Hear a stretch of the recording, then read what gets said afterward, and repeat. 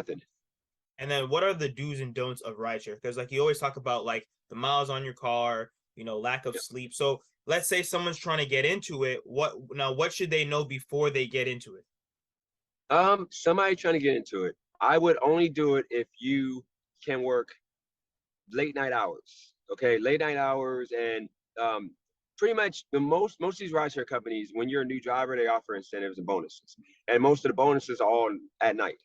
I wouldn't recommend anybody getting into anything other than Spark, because of the fact with Lyft, if they don't have bonuses going on, you don't make money, and most of the time they don't. And once you start taking advantage of those bonuses, they cut the bonuses, and they, literally take away your streak hours, that pays you additional money for doing 3 rides every hour, which is the biggest one with Lyft. Uber, they do a certain amount of rides throughout the week to get a bonus. They take that away from you once you start hitting those numbers. So in reality, I tell people to do Spark, because with Spark, for example, today I started at 11 a.m. I had a late start. I got my first delivery, which was $46, or that's $47. Excuse me. Second delivery was $20, but it took me a half an hour to complete.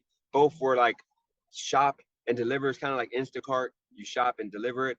And that's the reason why I prefer Spark. But with Spark, you have to work odd hours, because usually it's good 7 to 11, and then it's good from 6 to 10.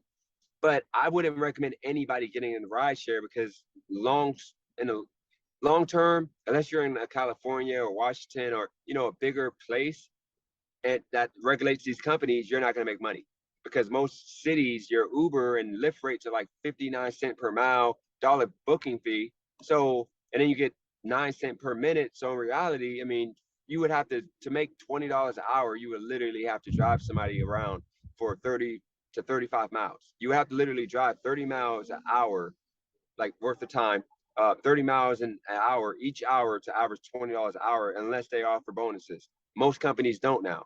So I wouldn't recommend it unless you're like literally like you lost your job, you need to save up enough to do something else. Then I would do it, but do it for like a solid month or two, nonstop grind. And you have to literally grind. I'm talking about just get used to living in this car. And I call it living in a car, because I'm in this car like 15 hours a day. You got to do that and save, don't spend, and then take now a month that you made this extra money. You have a month cushion to go and either learn a trade, learn a skill, or get into life insurance. You have different options you can do within that month to try to make money that have offset your income that you don't have anymore from your previous job.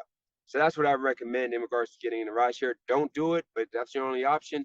Do it hard enough to pay enough, or have enough money to pay your bills for 2-3 months, and go get another job. And you have time to learn a skill in 3 months. There's plenty of things you can learn how to do, like coding boot camps for computers. You have, learn how to install cable. I mean, you have different options you can do in 3 months. That's what I would recommend. I'm not doing it only because I see a bigger picture for me.